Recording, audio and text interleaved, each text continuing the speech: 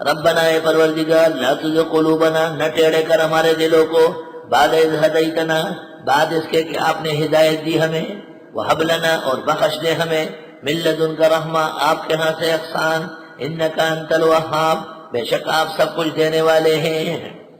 بھئی ایک آدمی کو اللہ تعالیٰ نے بڑا علم دیا ہے، اوہو، اور ایک آدمی کو قرآن و سنت کا تجربہ حاصل ہے، لیکن جب غلام احمد قادیانی نے نبوت کا دعویٰ کیا تو وہی شخص ساتھ ہو گیا، حکیم نور الدین بھیلوی۔ مولوی روشن خان اور مولوی سرور الدین دونوں مولانا انور شاہ کے ہم سبق ہیں، دارالعلوم دیوبند شیخ الہند کے شاگرد ہیں، اور اتنے بڑے علماء تھے کہ ان کا نام سن کر کے لوگوں پر لرزہ طاری ہو جاتا۔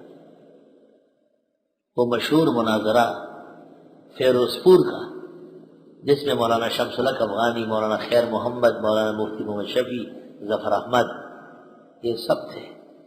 وہاں سے اعلان ہوا کہ مولوی سرور الدین اور روشن خان آ رہا، ہر طرف سے مرزائی جمع ہونے لگے۔ مفتی محمد شفیع صاحب فرماتے ہیں کہ ہم نے مناظرہ تو فوراً قبول کر لیا اور دارالعلوم دیوبند تار دے دیا کہ بعض قیمتی اور ضروری کتابیں بھیج دے اور دعائیں فرمائیں کہ کہیں حق کو نقصان نہ پہنچے۔ جب یہ اطلاع دارالعلوم دیوبند پہنچی، مولانا انور شاہ سے اپنے شبیر احمد عثمانی کو کہا کہ تمام کتابیں جو اس موضوع کی ہے اکٹھی کرو۔ سب اکٹھی کر لی گئی۔ فرمایا مفتی کفایت اللہ کو طلب کرو، اسد اللہ کو، مناظرین جتنے تھے سب کو بلایا، اور حضرت شاہ صاحب نے فرمایا ہم خود جائیں گے مناظرے کے لیے۔ مولوی سرور الدین اور روشن خان کی چالاکی میں جانتا ہوں۔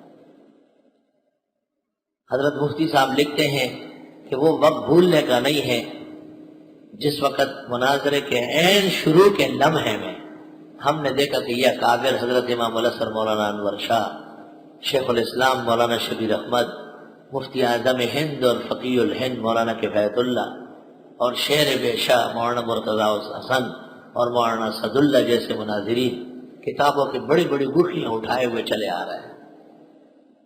حضرت شاہ صاحب جب تشریف لائے اسٹیج پر تو انہوں نے شرائط پیش کیے مرزائیوں کے۔ حضرت صاحب نے فرمایا کہ اعلان کرو کہ جتنی شرائط کل لکھ چکے ہیں اتنی اور لکھ کے دے، لیکن مولوی سرور الدین اور روشن خان کو آج مناظرے میں لے آؤ۔ حضرت مفتی صاحب لکھتے ہیں تعجب کی انتہا نہ رہی، سارا دن گزر گیا، ایک مرزائی مناظر سامنے نہیں آیا۔